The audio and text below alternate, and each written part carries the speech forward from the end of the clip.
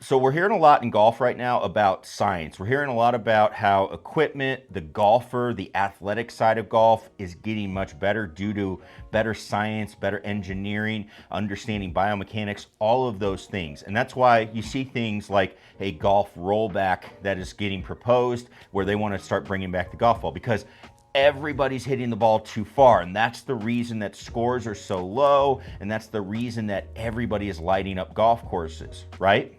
Statistically, when we look at the game, there's actually something else that golf science has done that has really helped players shoot lower scores, and it may have had a bigger impact than hitting the ball really far has, and that is going to be on the putting green. Now let's go back 20 years and look at a couple of stats. So the whole reason hitting the ball farther has made a bigger difference, or so people say, in scoring, is that we're hitting too short of golf clubs into holes, and all these holes are defenseless and all of that, right?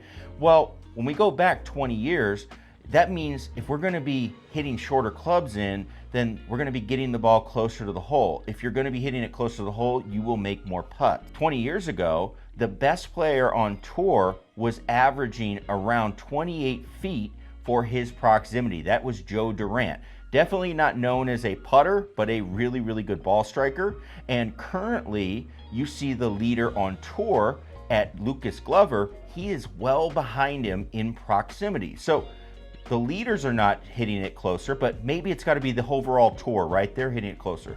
Well, if you start looking at the averages, we're actually seeing that 20 years ago, you used to hit the ball closer to the hole than you do now. It's almost 3 feet as you're going through, right? That is something that's changed. So we're hitting the ball farther away from the hole. Now, there are some elements to it, right? Tougher pins, faster greens, more slopes on greens, all of those things play into it, but hitting it farther away, we should be having more putts. Well, over that same time frame, we've actually seen putting go down by almost a quarter of a shot per round. So as you're starting to look at things, we are seeing that people are making putts more frequently, even though they are putting on average from a much farther distance.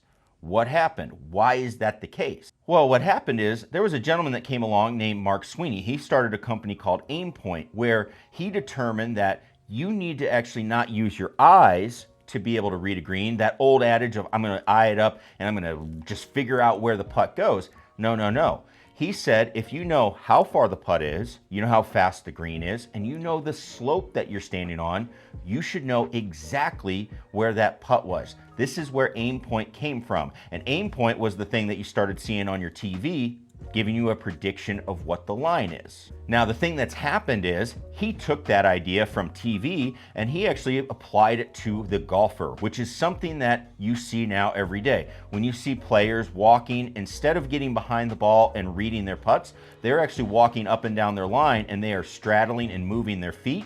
They are judging the slope that they are standing on, because before they go play, they always know how fast the green's going to be with the Stimpmeter. They can look at the putt and say, hey, this is how far that putt is. They'll do that. But also, then they can put the slope into the equation and go from there. This is where golfers can get better, and this is something you can do at home. To illustrate how they do this, all we need to do is look at something like this Y Golf slope board. What you see here is we have a board. It has just a little level in it, just a couple pieces. And what we're doing is we can stand and get on the board and practice judging what our slope is. Any elite player or anybody that's truly serious about taking their game to another level, this is something that you need to be doing. You need to be practicing where you're going to be standing and judging slope, because I can tell you without even being at the putt, if you were to say, hey, I've got a putt and I get up on a board and I say, all right, I'm good at judging my slope. I get out on the green, I can judge it.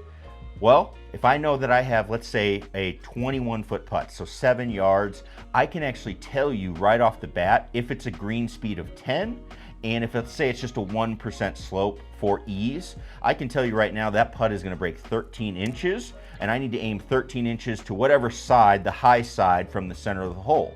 Now, I can adjust that obviously to the different slopes that I have, and there are formulas and apps out there that will help you. Now, if you're not a math guy and you're like, hey, I don't want to have to figure all this out, There are other tools such as the green cards from Y Golf that'll actually go through and help you figure out where you need to aim. It's going to help you in all the areas that you need in your putting. One, when I see people that are struggling with putting, they struggle with starting the ball in line. I showed you already with the putting thing how you can work on that. They also struggle with speed control, and that is mainly because they don't know how to read a green. They usually read way too little of break, and then they try to power the ball so it stays on the line. Then they hit it really hard, then they try to adjust, now they're hitting it too soft. Things can go awry really quickly. If you know that you have the right read, you can start dialing in your speed because that's a big part of making putts. But this board is a big deal because now we can actually practice this at home. Before, the only way we really could practice this,